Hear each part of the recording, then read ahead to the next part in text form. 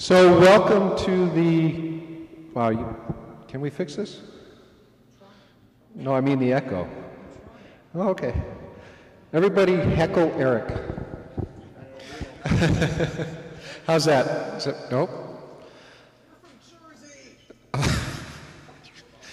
So we got to thank Liz for the French fries today. That's she's sharing 2 of them. The rest of them she's going to eat herself. All right, well, we'll keep trying here. If it's unbearable, let me know. So welcome to the 2014 meeting of the shareholders, annual meeting of the cooperative shareholders. Thank you for coming. I'd like to start by introducing my fellow board members.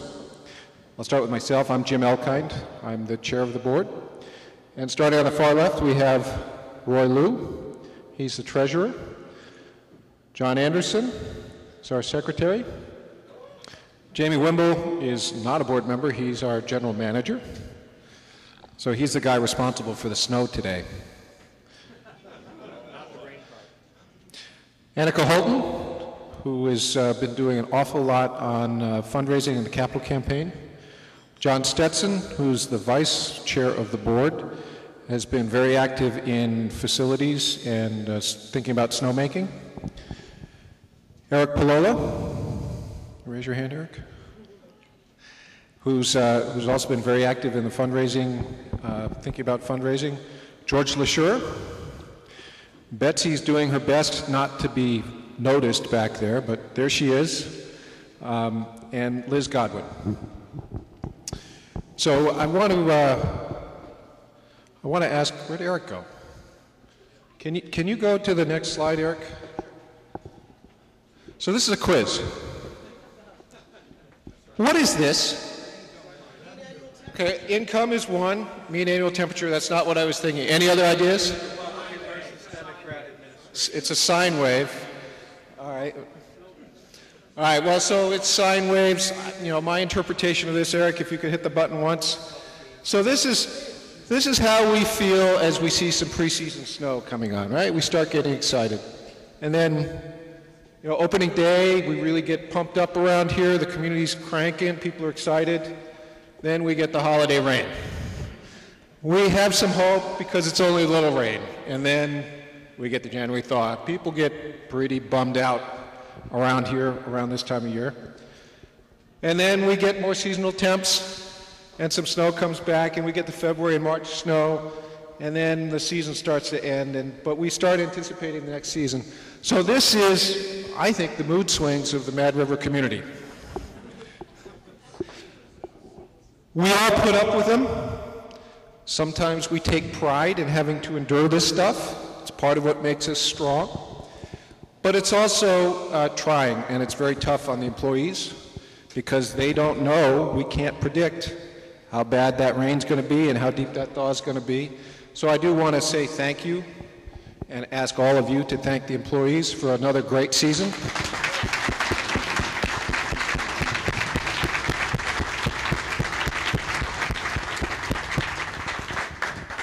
Of course, Jamie is the one who bears the brunt of their disgruntlement, so Jamie, thank you too.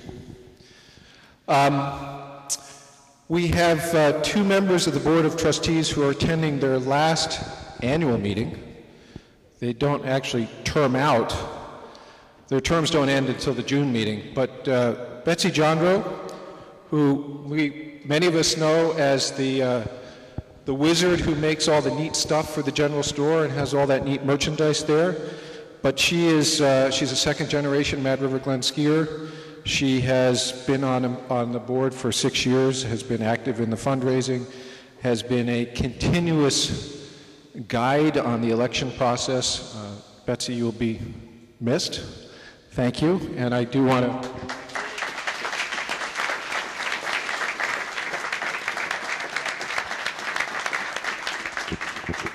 Can I give this to you, Betsy? Thank you for your, thank you very much.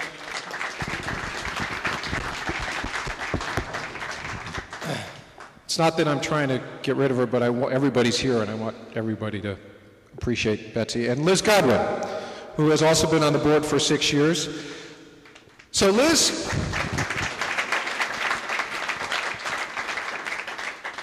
Liz has some strange things she thinks are fun. Right? Being on the Mad River board, she thinks is fun, but jumping out of airplanes, she also thinks is fun. She's taken time a number of times from jumping out of airplanes to be here, and we thank you for that. Liz has been our secretary for a number of years, does a great job at capturing what goes on in our meetings. She also is a ruthless editor and has been great using her vocation, which is education, to help us do a better job communicating with each other and all of you. So, Liz, thank you.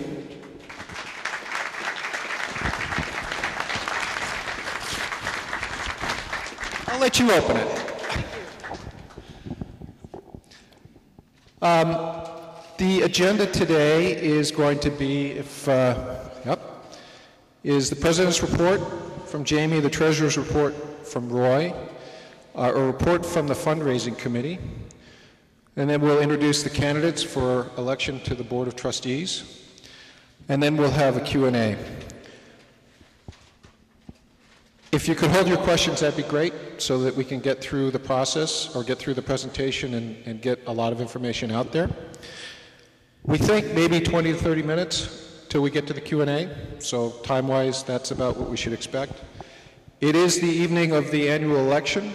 Your ballots, if you haven't cast them already, are going to be due 15 minutes after the meeting adjourns.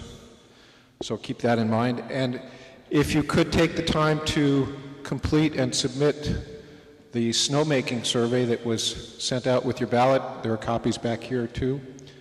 Ballots are back in the back, as is the snowmaking survey. We'd really appreciate your thoughts on snowmaking. It will be a few weeks before we get the snowmaking survey tabulated and try to figure out what it means, so you'll hear about that in May. Somebody just said this is May. I don't think so. Not yet. Typically, the election results are announced about an hour after the meeting is finished. I know we've had some people counting ballots all day today. They're volunteers. Thank you. And Paul Finnerty, thank you for your help with that, too. We do have a number of previous board members here. If you all could just raise your hand for a moment before we get into the meeting. So I want to thank you all for having put us in a position where we could keep going.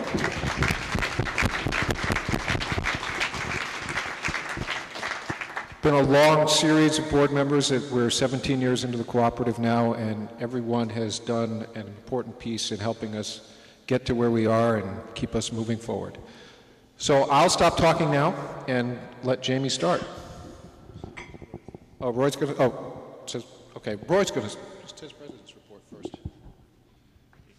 That's me. Oh, I'm the president. Who knew? All right. So before we get started in that, for those of you who paid attention to that sine curve that Jim was kind enough to put up, at least to me, it was very clear that it was indicating that there were two areas where you were supposed to be self-medicating. Which actually reminds me of this story that I'm going to tell you now. So this was back a long time ago, 1979, I believe. So Johnny Carson was doing his monologue, and Jimmy Carter had just proposed decriminalizing marijuana if you held less than an ounce. So Johnny Carson said, you know, I'm not sure that the band members would know what less than an ounce is. And so Doc Severinsen said, without missing a beat, well, it means you're almost out. The reason why I lead with that is because that is the only laugh you're going to see for the next 3 slides. Go ahead. So that's the agenda. We didn't update this for, it should say 13-14, right? 13-14, sorry. We self-medicated too early. All right. Possibly. Okay, so should be no news to anybody here. January was awful. That was the first self-medication period. Mountain was essentially closed for the most part. So year to date, we are obviously behind last year's, which, if you recall, was not exactly a year to write home about either. We did close a significant gap. I mean, if you looked at the beginning of March before we got all the snow, we literally would have been almost 350 to 400,000 off, I want to say. So we really closed a huge gap. Having said that, you know, it's looking pretty ugly. Skier visits are down, but last year was also below average. Luckily, you know, Jamie had a reserve to work from because he sold the same amount of pass sales prior to the season start. The preliminary estimate for how we end the year, which is really what, at this point, Finance Committee and Jamie and his staff care about, is that, and it's important to note, this is the ending cash balance at the end of the fiscal year, which is September 30th, prior to including any preseason sales, which typically start up as early as late August. So by the time September 30th rolls around, there will be a significant amount of preseason sales, but we always try to look at what our balance is net of that, because obviously those sales are not recognized as revenue until the following fiscal year. But it is cash on the balance sheet, which Jamie can use. But netting that out, we're actually going to be in a deficit of approximately 92,000 this year. And I think if you go to the next slide, it may show, yeah, so this is how we looked versus this year, this time of the year last year. Obviously, you know, most of that deficit is simply due to the fact that the top line was off by almost that same amount.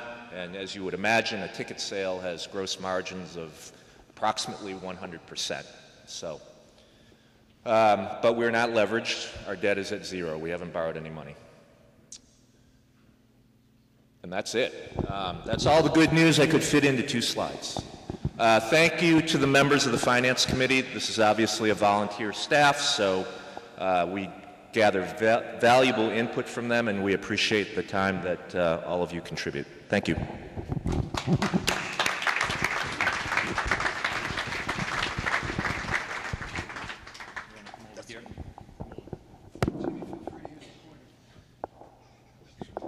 I'll try to stay out of everybody's way. So for the GM report, basically what I want to do is update you on where we are on the big snowmaking question. Next slide, Eric. So basically, to give you a little background of what we currently have, it's a very basic, bare-bones, simplistic, antiquated snowmaking infrastructure. It was built to provide snow, a couple of runouts, and the base area at the mountain in the lower elevations. Water source is just runoff from the Millbrook, which is actually less than 1 square acre what we have for drainage. We have no air compression system, which most ski areas have. We have what is called a self-contained system. So the only thing we pump is water here. Air is actually made on the gun itself. And that is primarily what we have for a system here now. And just to give you a little map so you understand where we are, the blue line going off to the right, that is snowmaking that covers the practice slope. And then the black line, thanks Jim, that is basically what we call our bunny line that runs up through, covers Waterfall, we can cover Rockefellers, and also get us a ways up Bunny, which basically gets us through the troubled areas. And the red line that you see takes us up to Birdcage, and that's about as far as we can currently go with our system. So here's some tidbits basically of what we have as far as the nuts and bolts. We do not have any storage, we don't have any cooling. We have a maximum of 130 whopping horsepower, and that includes the fans and the pump. We can do about 270 gallons per minute. We've got about 4,700 feet of piping on the mountain that includes about 14 hydrants. We've got 3 headcos that we use. This year we also demoed a SMI. Headcos are no longer in business, so eventually we're going to have to be phasing out to a different gun. So we'll be demoing some different guns in the next little while. But the guys were very impressed with the SMI, how it worked. And we currently cover about 15 acres. So some of the key issues that we got to look at considering snowmaking: we have no storage on site. Water rights we do have on the mountain on a well that's high yielding, but it's also unproven. We have insufficient land to locate, expand storage. Parking limits our skier volume. Uphill capacity limits our skier volume. So if we're looking to increase dollars to pay for snowmaking from volume of skiers, we really don't have that there. Currently, there's no infrastructure for electrical expansion. Preliminary studies that were done in the 80s call for water withdrawal would have to be down below the Mad River Barn if we were looking to use the Millbrook. We'd have to get that far down to get the amount of water that we would need. So here's some ideas that we've been starting to put together when we're thinking about snowmaking. We need to know how much water we need. So we've been putting some scenarios together as far as what trails we would cover. The black that you can see near the bottom, that is basically what we currently cover right now. And then we've kind of phased this out, how we're going to do it. So the next thing that we would try to do is to cover our troubled areas and get us to the mid-mountain. And those are basically the blue areas. That would include Porcupine and part of the way up Bunny. That would take care of a lot of trouble areas that stop us from skiing the upper mountain. And the next phase that we would go to is to actually get ourselves all the way to the top of the double so we could ski from there down. And that's in the green section that Jim was pointing at. And we also went to mid-station on the single with that. And the reason for doing that, if there was ever a mechanical issue with the double chair or something, we could always fire the single up and we could still ski that amount of terrain. And it's a limited amount of acreage, so it really wouldn't take that much more to give us the capability of having two lifts. And then the very last one would be the birdland area, to put snowmaking into the birdland area there. Basically alternatives, but basically talking with the staff, where I went, the agenda-wise, that was the way we would prioritize it. So birdland would be the last thing that we would be looking at. So here's some ideas just to give you what kind of water needs we'd be looking at. We've calculated out the acreage on those trails, and we've also calculated the water that it would take to cover those. So for example, our existing terrain of 15 acres takes about 2.6 million gallons of water to cover that. And that's to cover 1 acre of trails with 1 foot of snow. And so example, if we wanted to add to the top of Porcupine, which we talked about as one of our possibilities, it's another 11 acres, and that's 1.9 million gallons of water. Single to mid and up Fox Vixen, another 9 acres and another 1.5 million gallons of water. And Quacky and Canyon would be the next one. That's where we try to add some terrain while we were waiting so that you had some options coming off the double. You could also have the Easy Way down, Bunny down, and we could also have Quacky Canyon. That would be another 11 acres at nearly 2 million gallons to cover that. And then the Birdland area, which is our most area, about 18 acres, that would be about 3.1 million gallons. So if we wanted a system where we could cover all of this area, it's about 64 acres, and it would take about 11 million gallons just to cover it once with 1 foot of snow. Next slide, Eric. And this slide kind of gives you an idea of what it would be to maintain those snowmaking trails throughout the season. So our existing system, gallons per season, so this is basically counting into the fact that we're going to have meltdowns, we're going to have to resurface it. That would be about 7.6 million gallons. And for Porcupine, to add that for seasonal totals, this would be is 5.5 million, and then 4.5 million for the single, the Fox Vixen, 5.5 for Quacky, and 9 million for Birdland. So we'd be looking, all those options that we showed, if we wanted to cover all of that, we'd be looking for 32 million gallons of water to do that. And there's also some guidelines out there industry-wise for storage too. So I also included those as well, just to give you an idea. So gallons of storage that we should have just for our existing system is 3.8 million gallons. And to give you an example, if we had a pond that was just 5 feet deep, it would be about 2.3 acres, what that pond would actually be. That's at only 5-foot depth. Obviously, if you go deeper, that pond shrinks in size. So, thanks. Go back to the other one, Eric. So just to finish off, basically total what we would be looking at, 32 million gallons total water needs, storage 16 million gallons, and again, the storage completely depends on what kind of flow you have. If we have a stream or a well or something that yields a high amount of water, we need less storage. Storage is your insurance policy, so if you have a dry year, you've still got the water there to use. And then a total, if we had that total size pond, we're talking a 9-acre pond to hold that water for us. Next slide, Eric. So basically what we're thinking of doing now, we have formed a snowmaking exploratory committee. We're investigating what it would take basically to expand our ski season.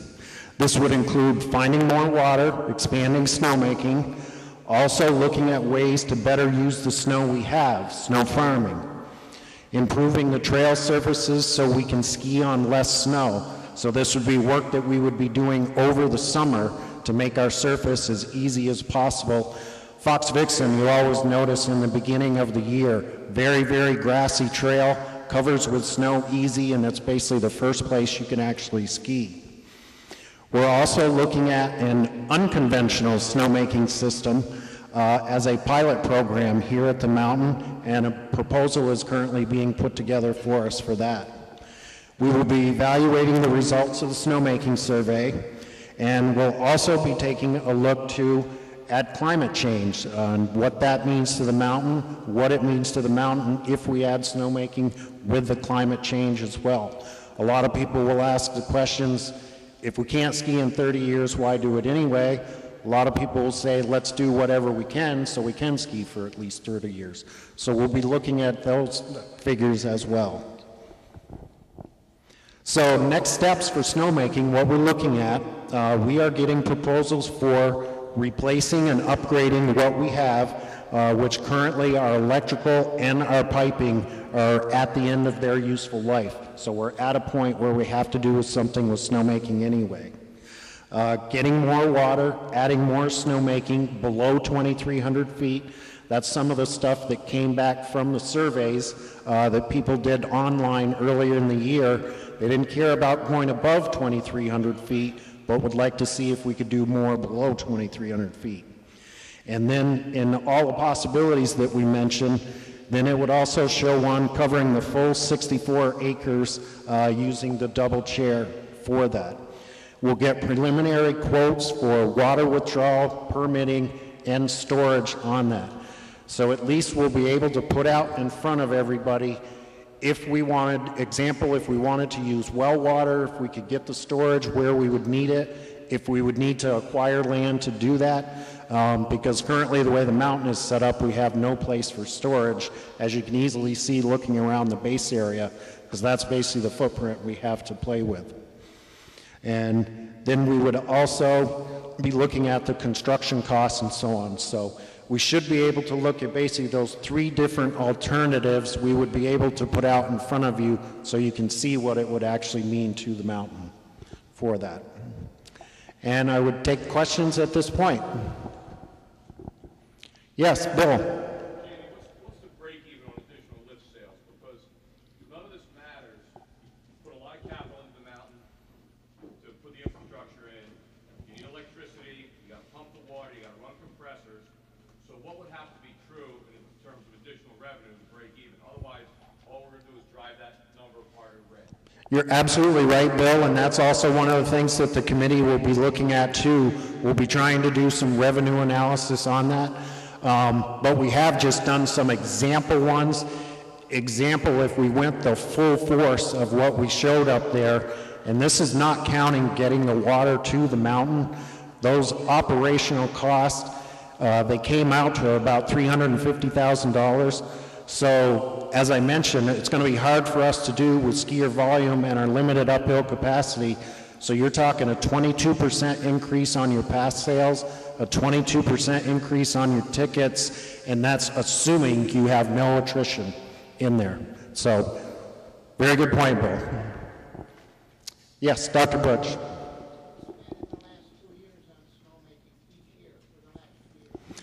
Our whopping, the question was how much do we pay for snowmaking in the past couple of years? Our whopping budget that we have for snowmaking is about $9,500. That's our electric and our labor.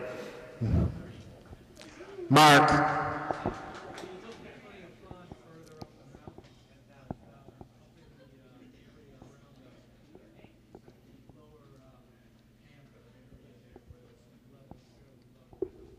We have looked at some other areas up there, Mark. One of the biggest problems, this mountain is,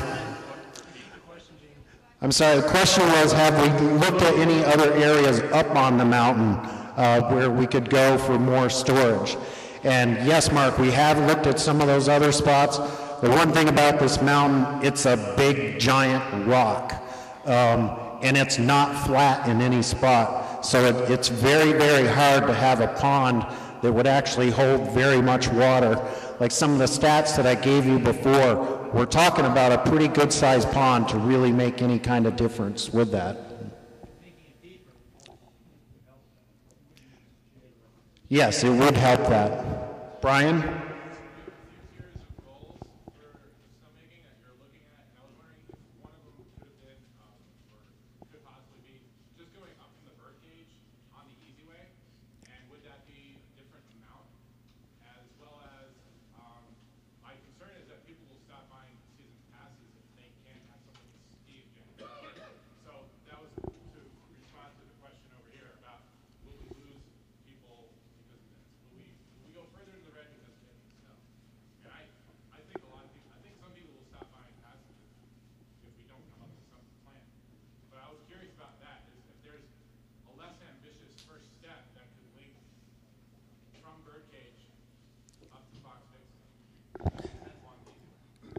Yep.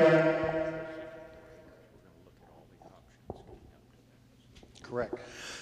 So Brian's question was, is there an easier way that we could do it basically with not using so much water or terrain so that we could still be able to ski the mountain, plus looking at the fact that we got to consider keeping our pass sales as well. We got to be concerned about attrition there if we don't have snowmaking. So yes, Brian, those are all the things that we are looking at, and with the 64 acres that I mentioned, it doesn't necessarily have to be exactly what you saw there. We'll probably be looking at a bunch of different ways, and especially determining on what kind of water we find. If we can't find anything, then that's kind of a given. If it's a limited amount that we can find, then maybe we have to find an alternative trail like that. Deb. We're not looking at dropping wells at any point. The only well thing that we're looking at is a well that we have water rights to at the top of the gap. It's a high-yielding well, but it's completely unproven, so it would be just getting that water down to the mountain, and again, we have a storage issue with that. So we haven't specifically looked at doing any additional well drilling. That may be one of the questions that we ask as well for the proposals. Yes, Heidi, I think, I can't quite see. I just want to, this is not on either side, but working here almost every day for like the last 10 years, and having to be here when nobody thinks we have snow, and being able to have these beautiful groomer days when we can't ski our favorite trails like Fall Line or Shoot. And I've had so much fun on these groomer days, and what the groomers do here is wonderful.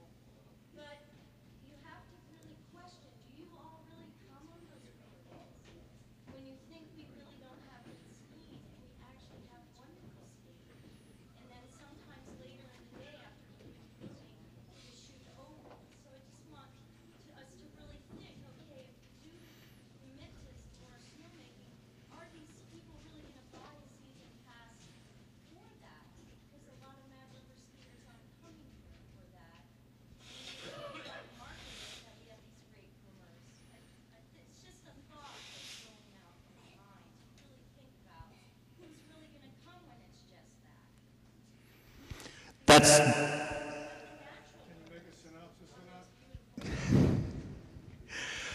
so Heidi, I hope I get this right.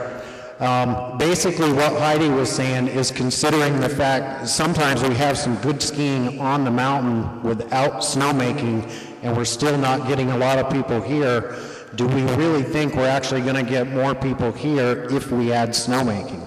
And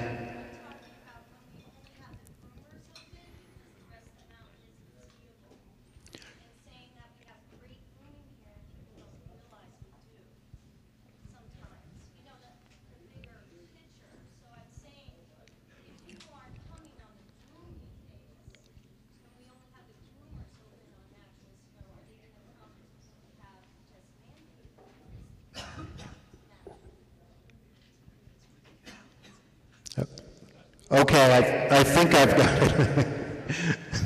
So Heidi's just thinking out loud, but it's basically looking at all the alternatives. You know, is snowmaking really going to help us? The fact that when we're down to just groomers anyway, is it really going to make any difference? Ben?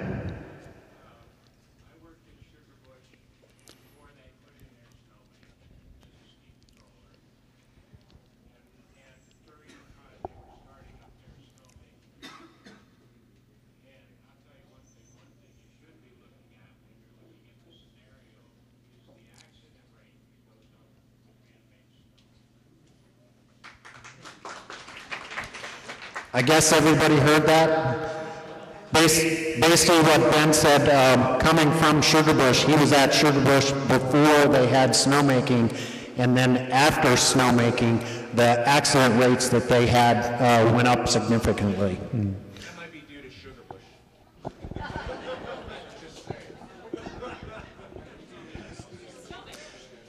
So we do have a Q&A at the end. I don't want to take up too much time here because Annika still needs to do her piece.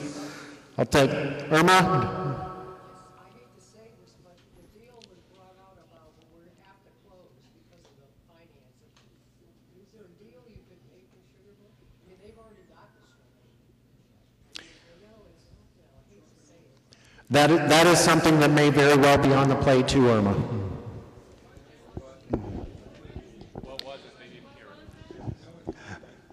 Basically, Irma was just asking, is there a possibility that we could link up with another ski area that does have snowmaking so that when we're down, we could actually go there? So it'd be for our pass holders for an added $100 or whatever, say you could ski Sugarbush or Bolton or something else. Okay, one more.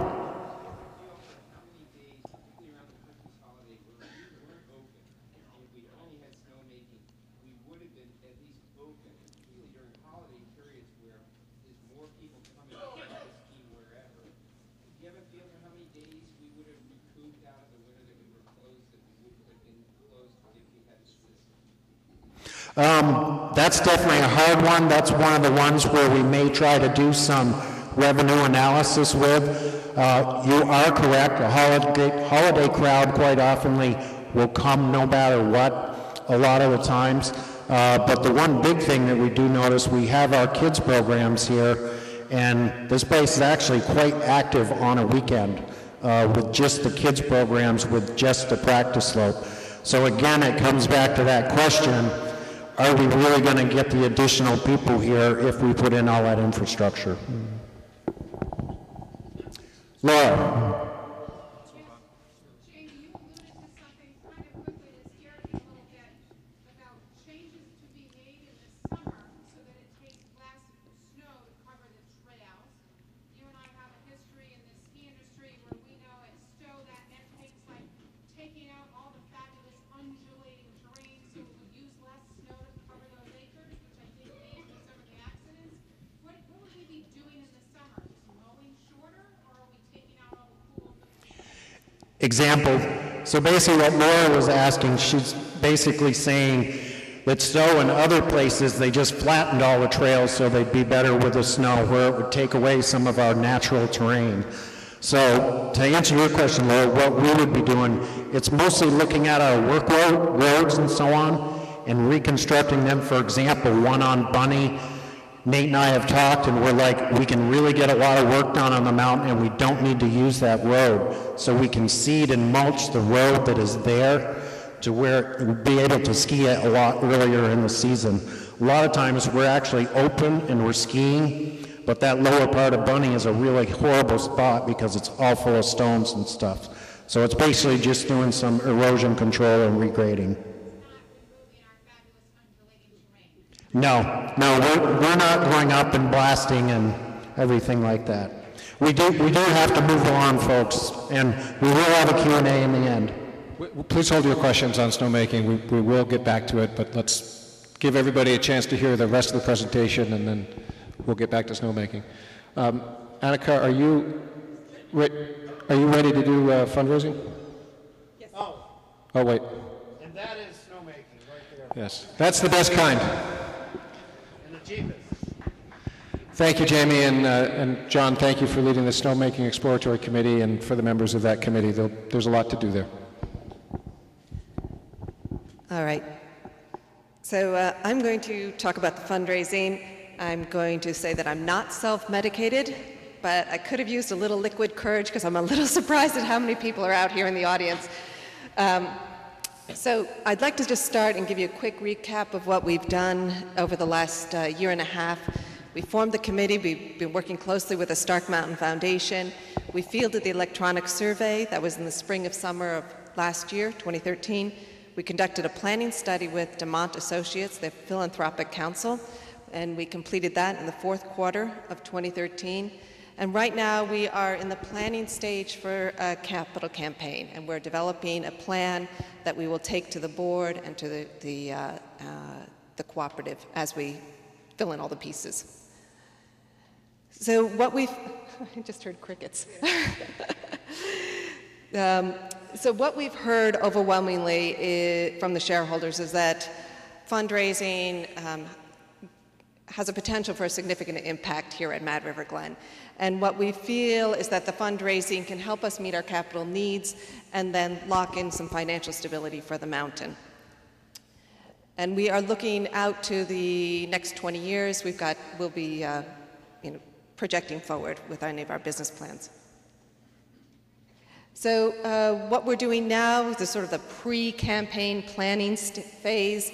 We are building our relationship with Stark Mountain Foundation.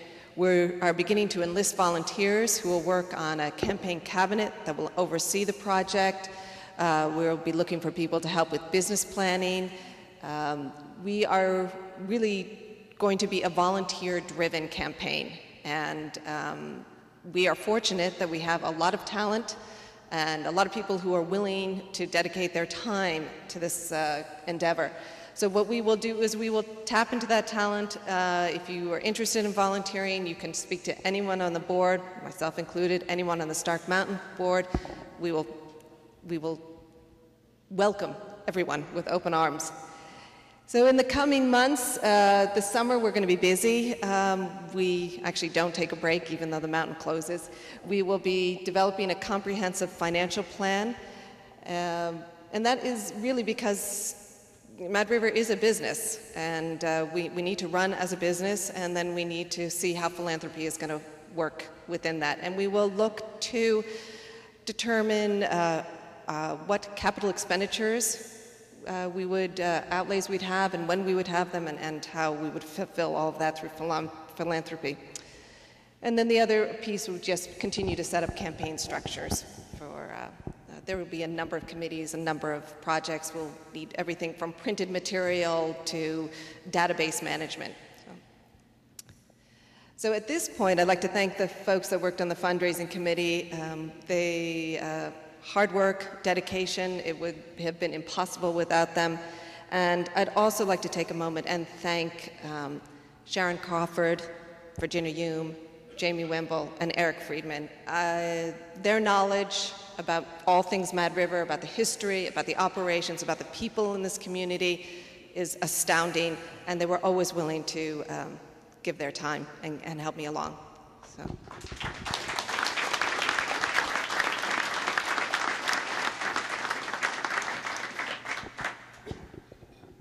So questions? That was like the easiest one. Yes, Dr. Butch.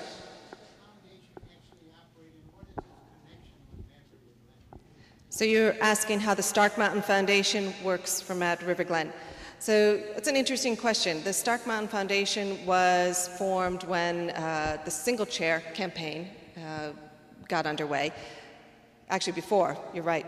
The interesting thing is Stark Mountain Foundation, they have their own board. They are a nonprofit entity. They can take donations and give, donations will be tax deductible. They have a parallel mission to Mad River Glen, so we can sort of walk the walk together, but they are a separate organization. So does that answer your question? Yes, they have contributed to Mad River Glen, but they've also contributed to the Green Mountain Club. I believe they dedicated a stretch of the Appalachian Trail. Deb, do you know anything else? The Long Trail, yes. Preserve and protect. Yeah, yeah. Their mission is to preserve and protect Stark Mountain. And the surrounding area. Yeah. Yes.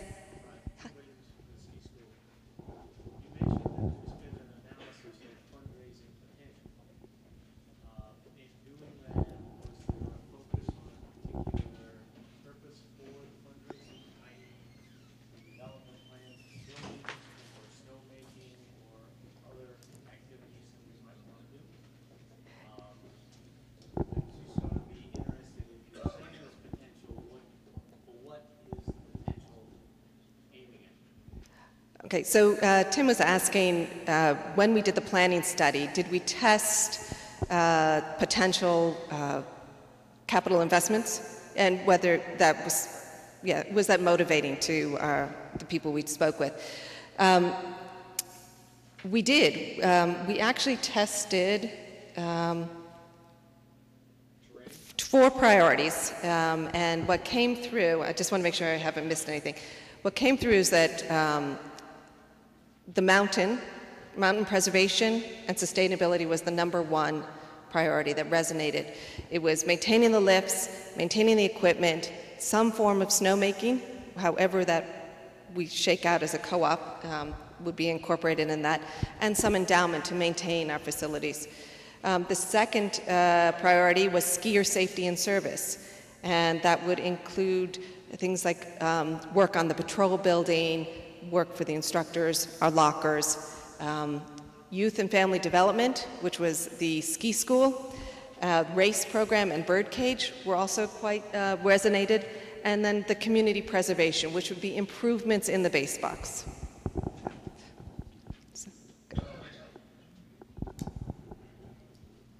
Right, should we move on?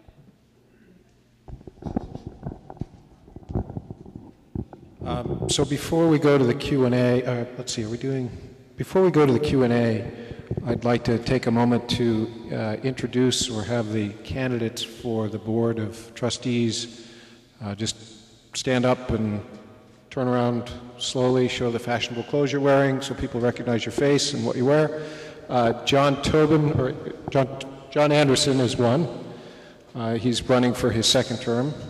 John Tobin, and is Meg here? Okay. Oh, so, and Russ Bowen. So Russ is running in-state, John is running in-state, John Tobin is running out-of-state, Meg Hurricane is running for out-of-state. And so thank you all for putting your names forward and running an aggressive campaign.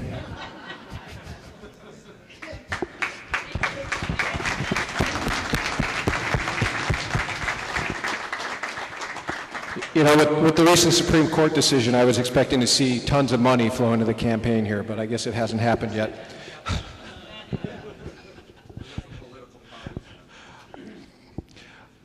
So now general questions or questions on the topics we touched on earlier today, please.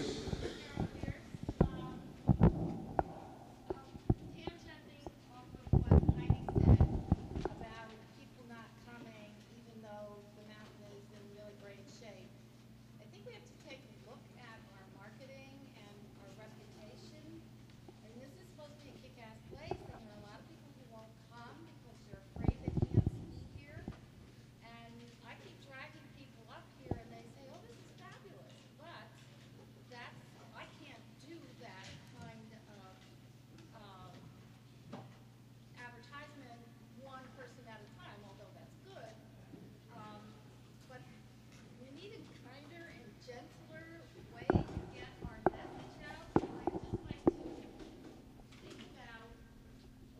something about Taos, New Mexico. And you drive into Taos, New Mexico, into a canyon, and the first thing you see is house front, just like the practice slope. And there's a big sign that says, wait, this is only just such a percentage of where we are. And they've been thriving on fragile climate, and granted they have more real estate to sell in the area, but not that much. I mean, it's not gigantic because they're in a canyon. But I think it would be good to look at some of these places that are still thriving and in fragile ecology. So if I'll paraphrase, the comment was that our marketing message and our position, the way we position ourselves, may be scaring off some potential skiers.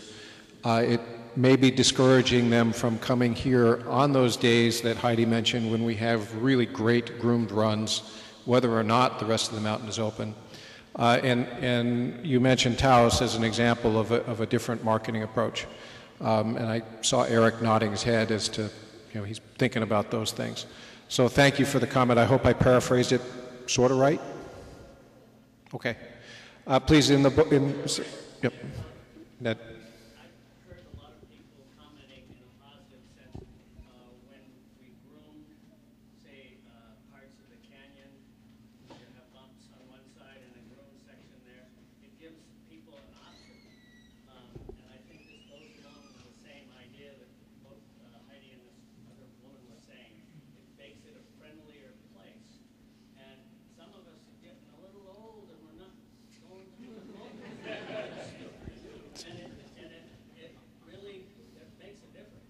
So thank you, Ned. Ned's comment was that it was really quite nice to have some different stuff groomed, and even some of our wider trails like Canyon, where half of it was groomed and half of it wasn't, to give people options, give those of us who are beginning to feel a little achy in places a chance to ski some of the stuff we wouldn't be on.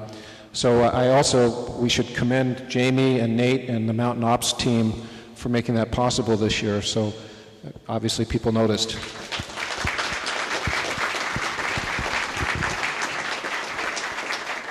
Please. Wondering if the reason people aren't coming when just before it's open is really because there isn't expert training, and it seems for a lot of people, particularly over the holidays and when there's a mixture of the skiers, but to have at least one trail that was expert trained, hopefully it's a bigger draw.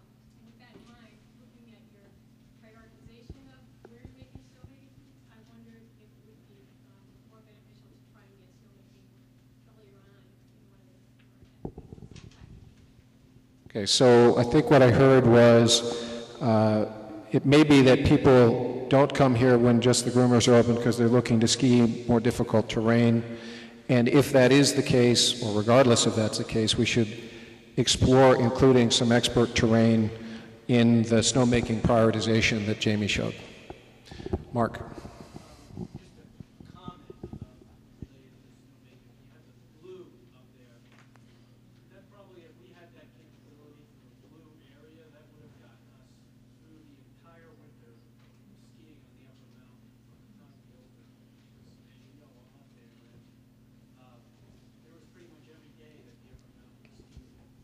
So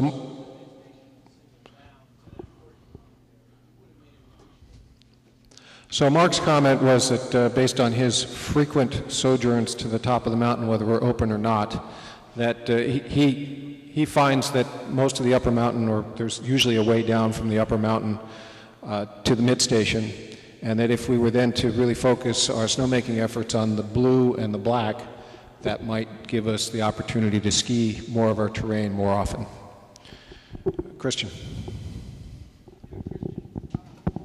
Regardless of the plans for expense, I'm just wondering, on our best days, we tend to have excess parking up Route 100, and that, I'm sure, helps with the profit line for those bonus days. Is there any guarantee that the state isn't going to play hardball and shut us down on 25%?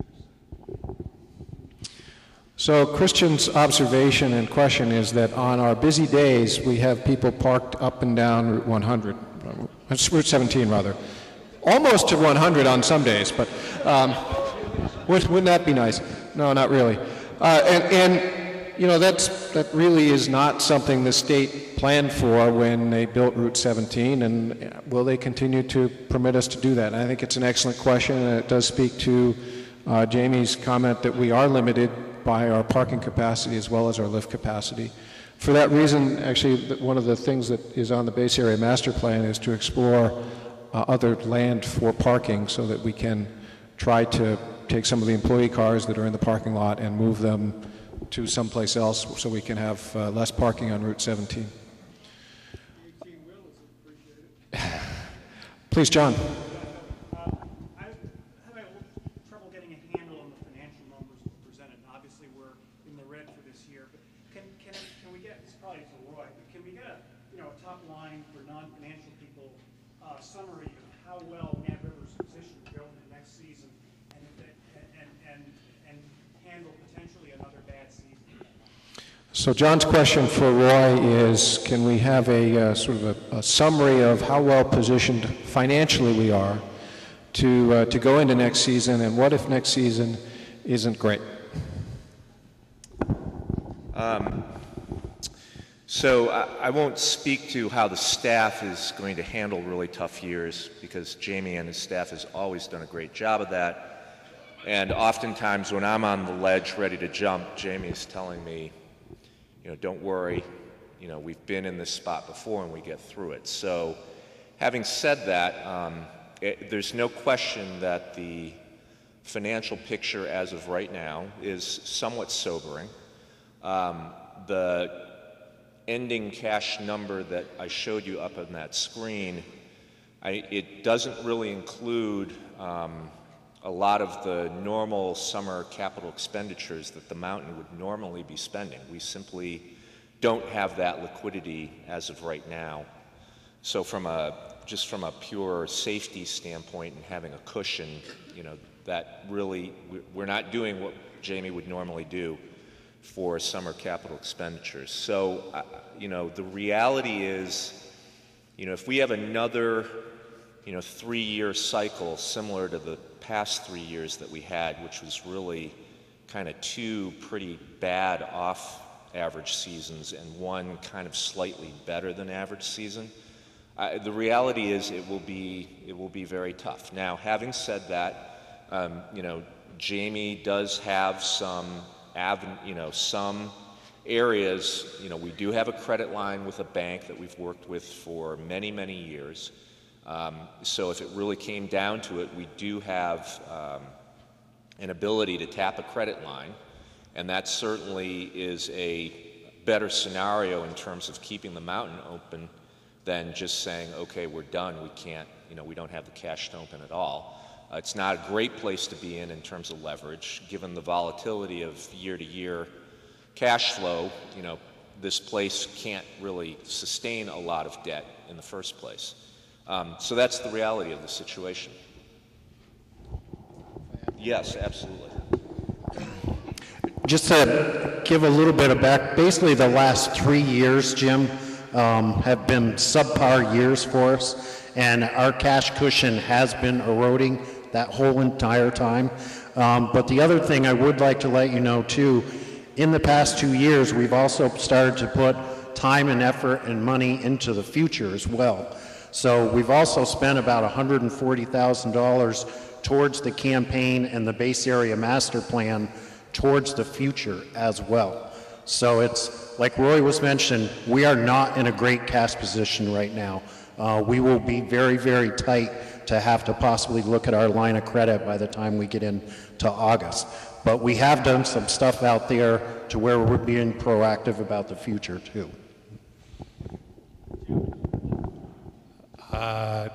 Please. I want to compliment the staff on opening up on the weekends and all summer long, and meals coming up here, and people. And I think it makes it enthusiastic for more people to come up and get them up here. And I really appreciate it.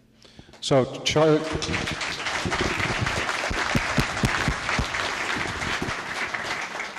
Thank you, Charlie. Bill, you've been raising your hand for a bit back there. Thanks. Just a comment. I'd like to thank the board for their service. Appreciate the hard work that you put in.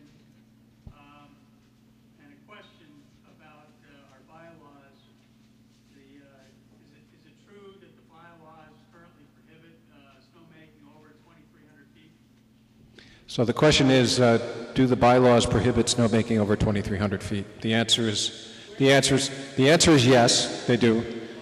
And it takes you to where the old mid station was on the double, which is slightly above Birdcage on the flat at the kind of below Gazelle. And so if the results of the snowmaking survey and the cost analysis and the revenue analysis all work out together so that we decide as a cooperative that we want to make snow above 2,300 feet, we will have to pass the bylaws, and that will be done by ballot of the shareholders. And my recollection is it has to be approved by 2/3 margin. Let's see, Wendy, I'm going to try to get people who haven't spoken yet. Several things. What if there was another way to get to that old bid station on the double and utilize the snowmaking path to get down? That's one question. Okay, go ahead. You weren't in the Senate, were you? So Wendy's question was, should we explore a way to use the location of the old mid station as a way to access terrain that we can't sometimes now? And another piece of that would be that it might take some of the ski school and the kids programs out of the lines on busy days for the double. So the other part of her question is there a way, or could we use the mid station as a way to, if we put one in on the double or that location, to reduce the amount, to reduce the number of ski school program people who are in the lift lines that we're also standing in? Can I hold you to two? Yeah. To answer, Mark, I think, because what Jamie was saying, if we seeded, whatever we did, work roads, some of that mid-mountain problem might go away. Yeah, so that's, I think, so the last part of the question is, if we do some work on the work roads so that they are a little bit more gentle and less rocky and pitted, could we actually ski more of the season? And Jamie had already indicated that he and the Mountain Ops team are looking at that. So thank you. Jim, can I just answer the second question? Yeah. So if you think about it, if you move the ski school kids to a mid-station loading, they'd still need an empty chair. So you're... So I think Wendy was asking, could we add a lift and use the location? Yeah. So, please. This has to do with summer, trying to get some revenue. I know Eric's tried this, but is there a way to combine with some of these other events? I don't know, have the bike ride, it's like a Woodstock concert, or, to get the people to come in the summer? So the suggestion was work with some of the events that happen in the valley, partner with them to include Mad River and Mad River's facilities in those events so that we have more people here more times in the summer. Yeah, really good in here tonight too. Sorry, I'm just looking for people who haven't yet spoken. Please, in the green jacket.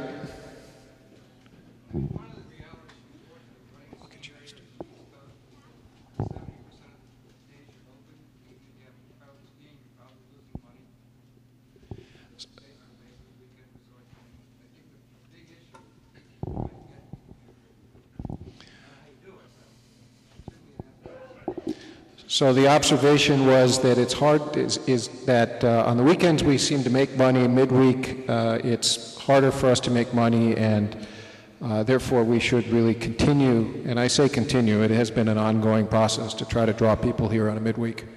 And so yes, you're right. Right. Bob, you had something to say? Bylaws allow us to increase the APR by inflation. We haven't done it in 16 years. Why don't we consider doing that? So the question that Bob asked is, why haven't we increased the annual purchase requirement by the annual rate of inflation as is allowed by the bylaws? And that's a good question. None of the boards, this one included, has wanted to take that one on.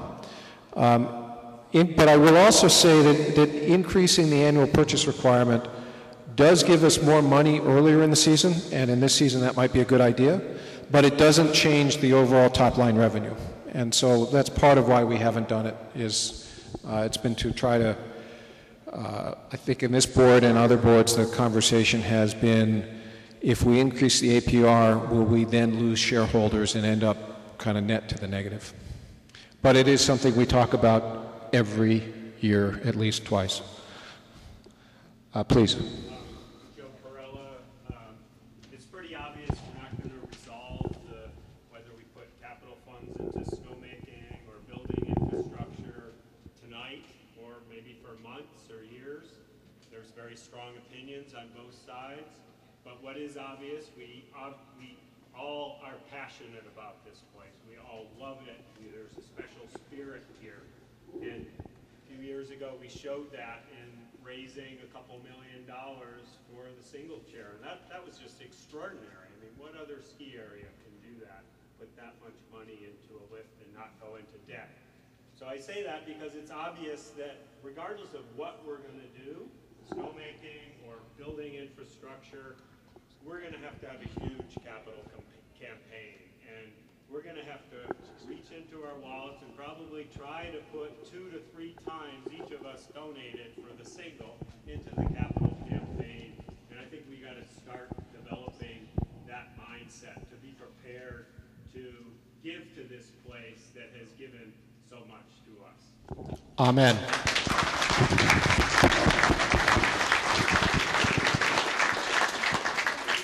Thank you, Joe, and you're right.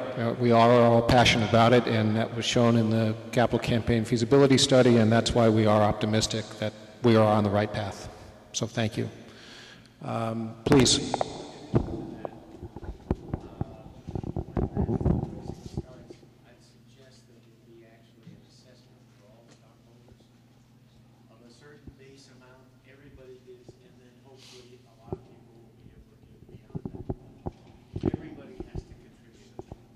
So the comment was that everybody needs to contribute to the capital campaign. That certainly is our goal, and we will work with our council and the campaign committee to figure out the best way to encourage and get everybody to contribute. So thank you. Please, it's Charlie. Ned, sorry.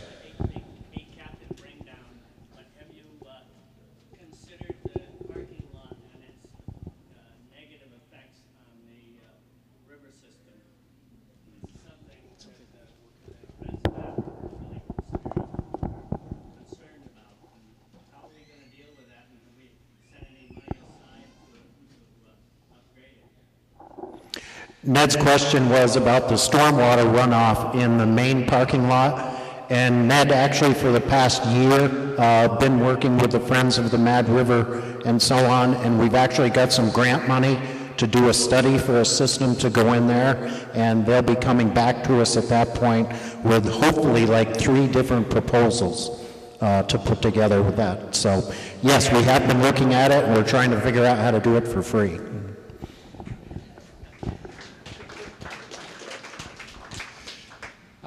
Please. My name is Mike Diedrich. I fell in love with this place as a high school kid and eventually became a shareholder.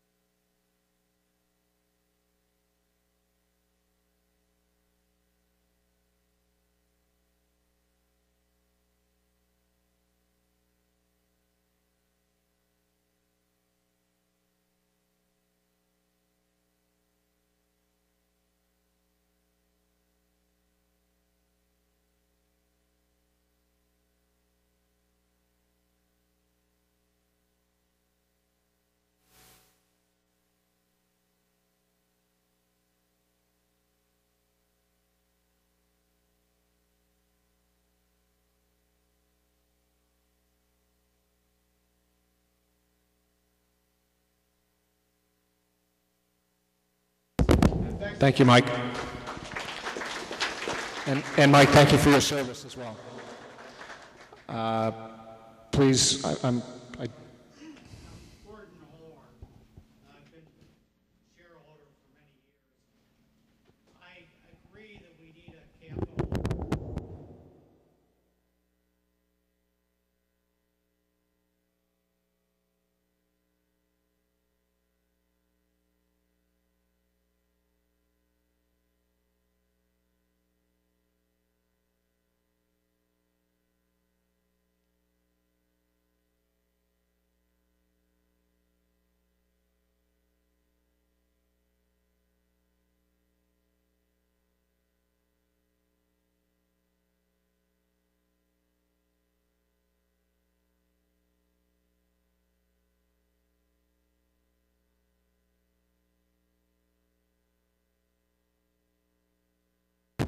So, did everybody hear that? Okay. So thank you. The gist of the comment was, let's see if we can think about more activities as a way to market and draw more people here. Dr. Butch? You mentioned that the board considers from time to time increasing the APR. I wonder if there's some way to consider an optional increase in a year that's been bad, that there would be some advantage to those that give the additional, or else just put that out there, would you like to give an additional amount for the APR this year we had a bad year? We certainly appreciate what you've gotten. So Dr. Butch's question was, do we have the opportunity to ask shareholders to voluntarily increase their, essentially make a donation through to the mountain to help us in a bad year? We'll take a check anytime. I mean, we're not proud. But seriously, that's one of the things that Stark Mountain Foundation is for. And if you were to make a gift to Stark Mountain Foundation and you had something that, for the mountain, we often, every year, we write a grant to them for different things. This last year, Stark Mountain Foundation funded significant cleanup of the woods. And we had a couple people working almost full-time on some of the low-angle woods. And so that is a way that people can, Stark Mountain Foundation is a way that people can help Mad River Glen in a bad year or in a good year. So thank you. Beg your pardon? And it's tax deductible. It's a tax deductible gift. In the red hat, I do see you, Wendy.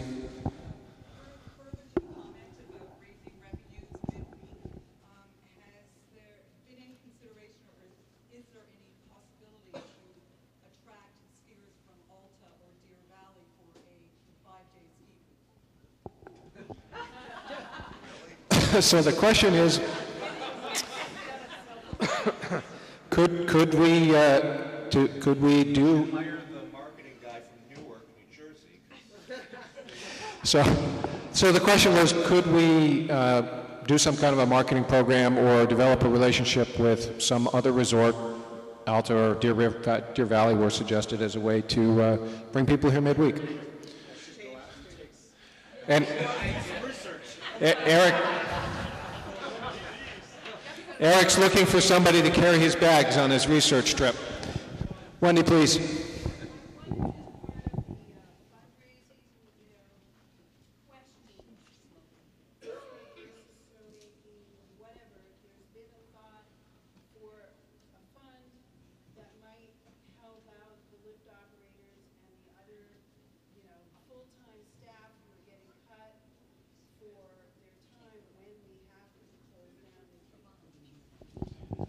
So the question is, as we've thought about the fundraising campaign and the capital campaign, have we included in our thinking a fund to help stabilize the income of some of our full-time employees who enjoy that sine wave?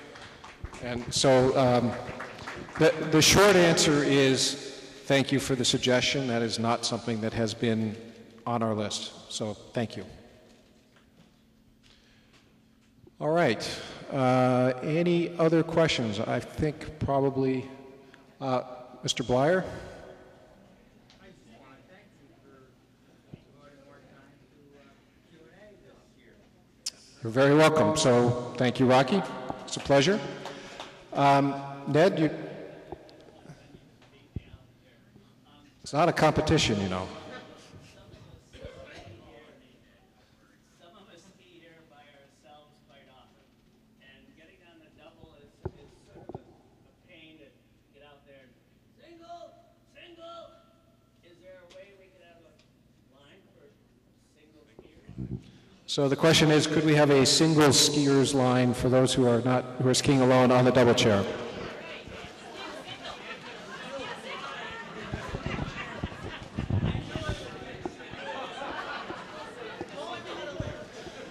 Okay, so Wendy, it's now up to you to top Ned, right? Okay, please, one last one here. Brian. I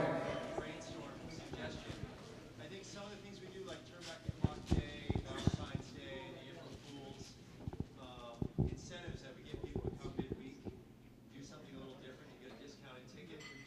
Maybe we can brainstorm some more kinds of things like that as a co-op or as a board. To consider mixing into the way we promote midweek lift tickets. So Brian's suggestion was to think about more promotions or incentives to get people here midweek and buy lift tickets. And so Eric has reminded us that there are incentives for just about every day of the season on Liftopia. Not that that necessarily is enough, but we will think about brainstorming those. So thank you. Sure, Betsy would like to use the microphone, and then. This is shameless promotion, but there are only 263 days left until Christmas, and the entire general store happens to be 25% off today and tomorrow. So that could help our revenue.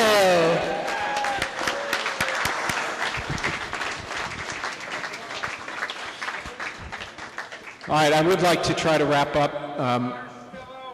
The bar's still open, yeah, so drink beer, that's another way to help the revenue, right? What? The election box, yes, thanks. Penny, did you have a comment?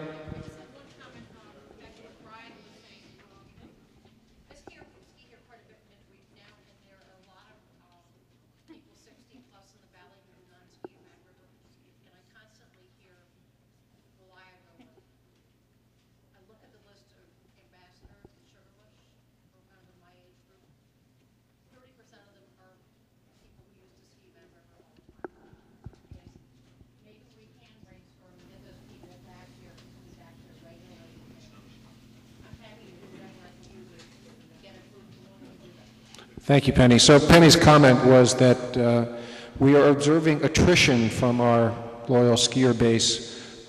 Many of those who are leaving us may be less agile than they used to be, and they're going to Sugarbush. And the question and comment is we should be thinking about how we get them back, and through Ambassador and other programs.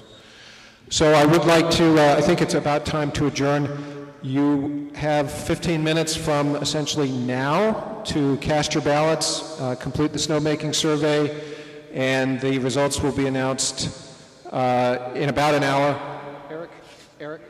Eric.